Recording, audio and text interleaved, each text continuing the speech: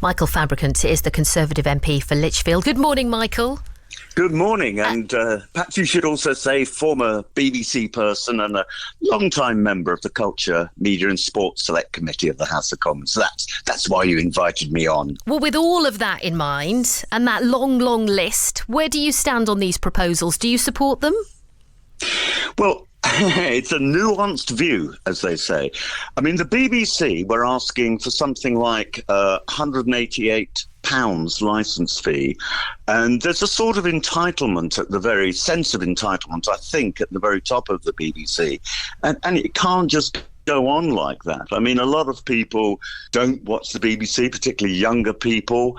They prefer to pay for Netflix or Amazon Prime and other streaming services. So it can't go on like this forever, where you have a compulsory license fee. I think the question now, and by the way, Lucy Powell, I heard, the Labour lady was talking about timing. I mean, the BBC have been in negotiations anyway for the last few months over the license fee, and the announcement was due this week anyway. So whether it was due to come out yesterday or today, I mean, the timing was, Lucy Powell got that quite wrong, actually. But, I mean, what I'm saying, Claire, to you is I think the BBC needs now to be a little bit more imaginative in how they do funding. So what should they do then? I mean, if it's not a licence fee, how can the BBC, how should they be funded? Good question. And maybe it should be a combination of several things. Perhaps take advertising on radios 1 and 2. I do sometimes wonder whether some of these very small BBC local radio stations, which are quite expensive to run, and I'm not talking about stations like BBC Radio Wales and Cymru and BBC Ulster, BBC Scotland, they're national stations, but some of these very small county stations, I just wonder whether they really are value for money. Their audience levels tend to be very low, and they're very costly, as I said just now, to run. So there's a whole series of things, and maybe some things should be paid for on a streaming basis. I think there's all sorts of areas where you could have combinations to try and keep the compulsory licence fee down a bit. Yeah, because just talking about individual radio stations and nations, I mean, Doreen Dorris said the BBC speaks to the London bubble yesterday. I mean, the nations and regions, Wales, Scotland and Northern Ireland, I mean, they make a big difference, don't they? They matter? Well, I think, yes, of course they matter. I don't think she was saying, or I think you've interpreted what she said in a different way. I think what she was saying was that sometimes BBC national broadcasts tend to be very sort of North London centric at the expense of views in the regions.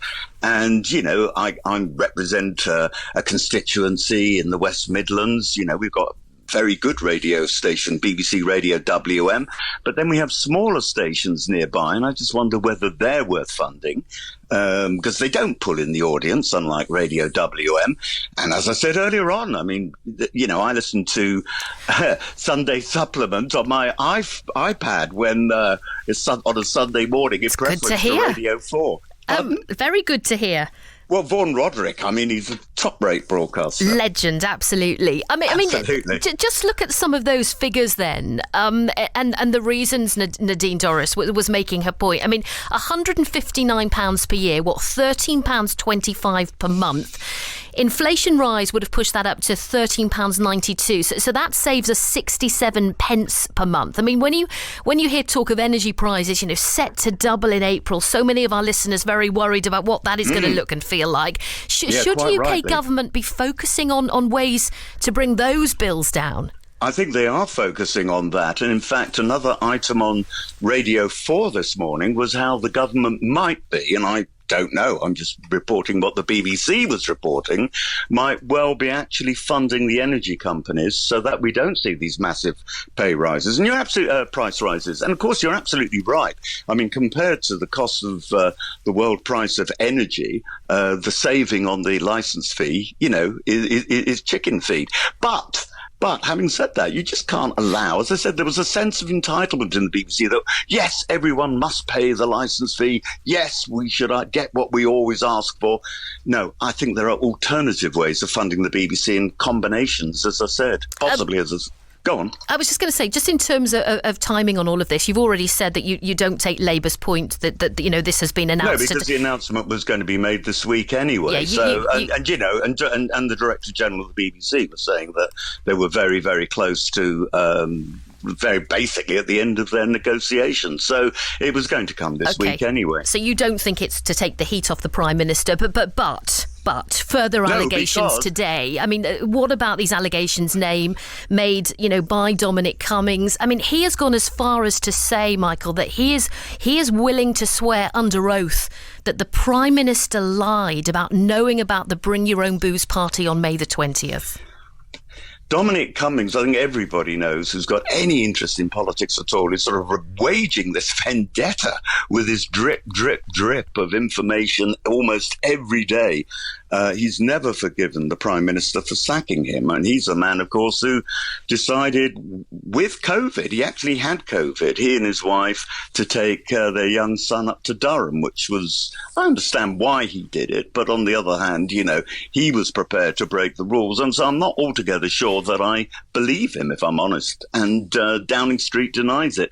This is what the Sue Gray report is all about. But there's nothing new about Prime Ministers lying to Parliament. And I don't believe Boris did. I mean, Tony Blair, we all remember, said that the Iraqis had missiles aimed at Cyprus that could land there within 40 minutes when set off. And of course, that was untrue. I mean, the heat very much on the Prime Minister. I mean, very much so. Very difficult time at the moment. And take your point that Dominic Cummings, some would say, has an axe to grind. I think more than wood. I think more than some, Claire. I think most people would say that. But Michael, this all comes down to voters, doesn't it? And the people you are talking to in your constituency. I mean, what are they saying to you about the Prime Minister attending what most people think was a party?